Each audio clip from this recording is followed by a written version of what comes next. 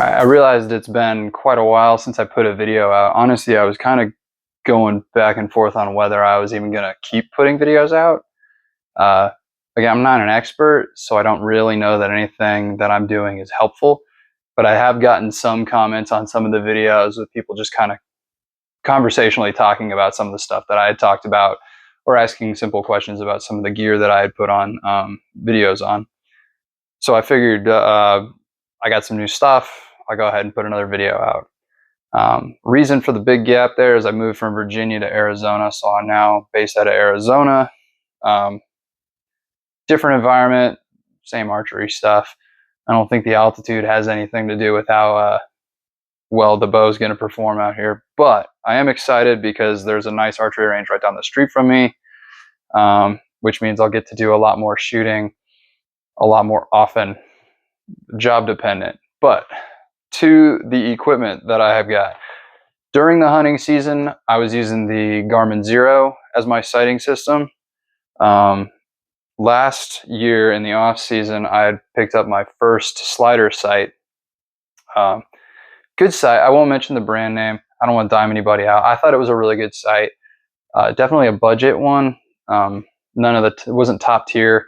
It certainly wasn't the cheapest on the market, but it was right kind of down the middle, but I would consider it budget. It worked well. It was a little shaky, had a little rattle to it, some movement that I wasn't very comfortable with, a little bit of slop in the dial. Very little, and it still allowed me to do the job, but I wanted to, as I dial in my experience level, I wanted to ensure that the equipment I had was keeping up with that, or at least helping me to advance to that next level. I'm not sure that that's a good precedent. I don't know that everybody needs to go out and spend lots of money on expensive equipment just so that they can feel like they're getting better. But I do feel like I kind of bump up against what that piece of equipment that I have bought is fully capable of, and then need to go to something that is capable of more to allow myself to be capable of more. The unfortunate reality, I guess, of gaining experience is you also gain more equipment. Anyway, so I did this season, or this off season, or right as I moved to Arizona here, pick up a dialed Prüf slider sight. And I gotta tell you, I really, really enjoy this sight. It is the smoothest, just in the feel. Won't even talk about the shooting yet, but just in the feel of it, feels like quality. When you first open the box and it comes out of one of these bad boys, nothing makes you feel good about a product like solid packaging. And this is hard plastic case, and it kind of sits suspended in the middle, so you can pretty well ensure that there wasn't any damage in transit unless the case is cracked itself, right? Gimmicky, sure, yeah, but it's working for them, so why not, right? And then with the sight came the sight tapes and a little dialed sight tape selection card, which I thought was pretty slick. I did not have one of these. Now, should have been pretty easy to acquire one. I didn't even know this was an option when I got my first sight. It just kind of like, you marked it, you had to hold the tape up against the tape that was on the thing, or take the tape off, and it was a big guessing game for me. Now, I didn't have a lot of experience, and I think the reason it was so difficult for me to sight in my last slider sight was because of my lack of experience. Having had all that and kind of ironing that out probably helped me get this one in, but it went from taking darn near probably 2 to 3 weeks of shooting to figure out which tape I really belong to with my previous sight, to 45 minutes to go from install to taping on the dialed sight. That easy. All I did, it came with, I'm sure you guys have all seen them. They've been around a bit. Has these rings here. These are removable. There's a little Allen key up here, or Allen screw up here. You just take that off. There's one on the opposing side as well. I didn't remove that one. I just left the test one on there just in case I need to redo the test. I have a backup test one over here, and then I put the tape that currently I am understanding belongs on my bow on this little white ring right here. Now I can shift that white ring around just by loosening up the Allen head screw and then rotating it. It removes just as easily. Loosen up the screw, it'll pop off. But at any rate, I don't know if I can get a good view of that. It's pretty tight. There you go. You can see the tape on there.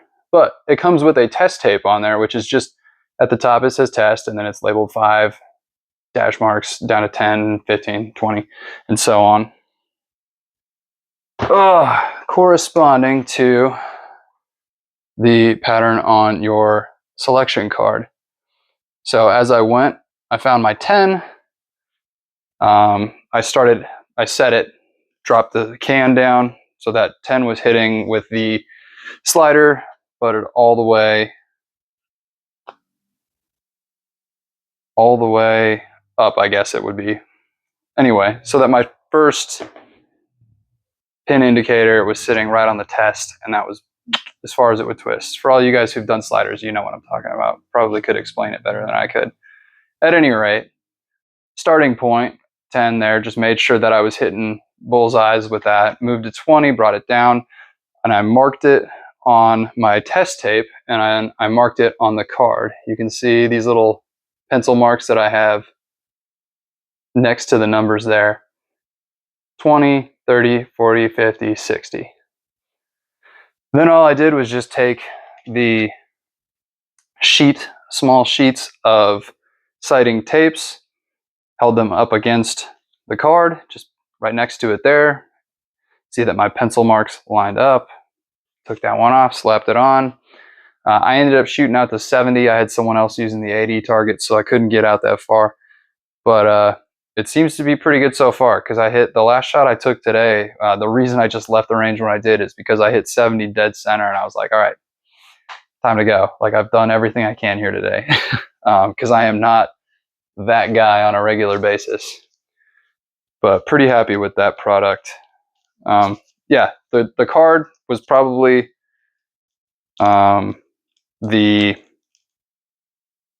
it wasn't the reason I bought it. You know what I mean? Dialed is a very nice, aesthetically pleasing sight, has a great reputation, and a lot of important archers out there are using it.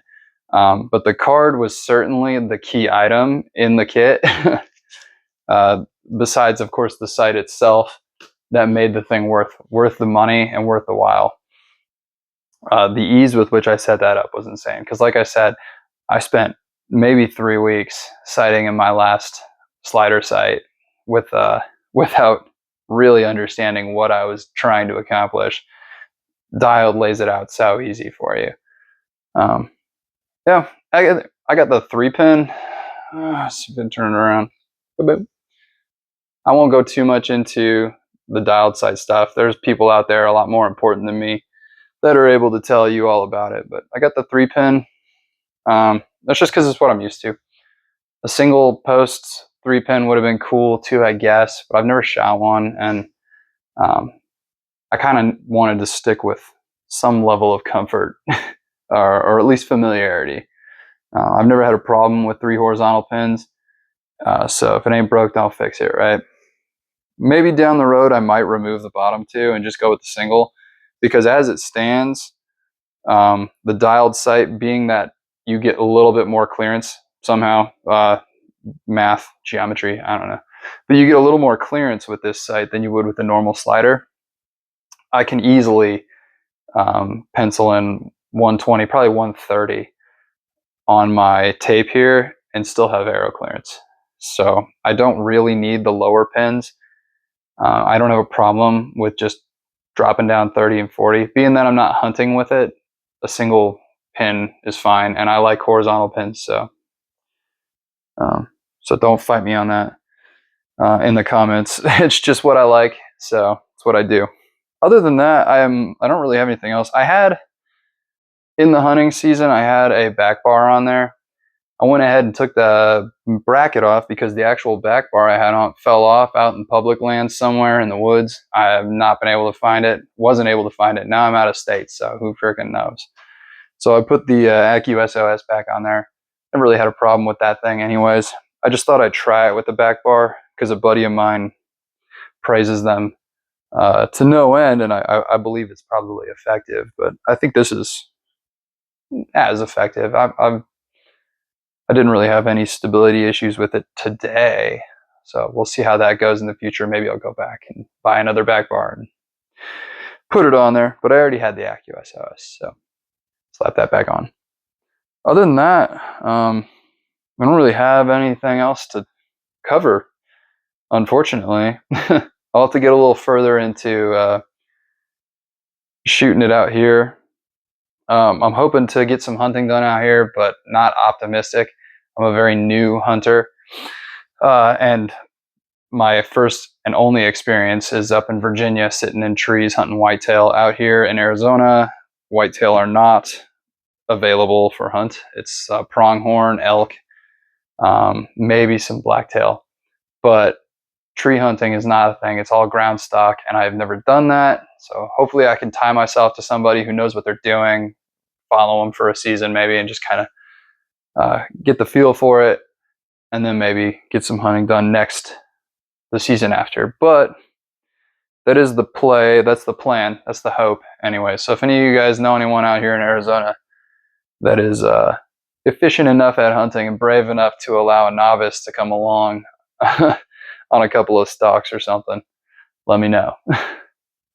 But anyway, yeah, thanks for checking back in. That's that. Again, just the new dialed slider, the Prüf slider sight. I got it in this cool green color. It does not match my bow, but again, I don't care. Have a good one.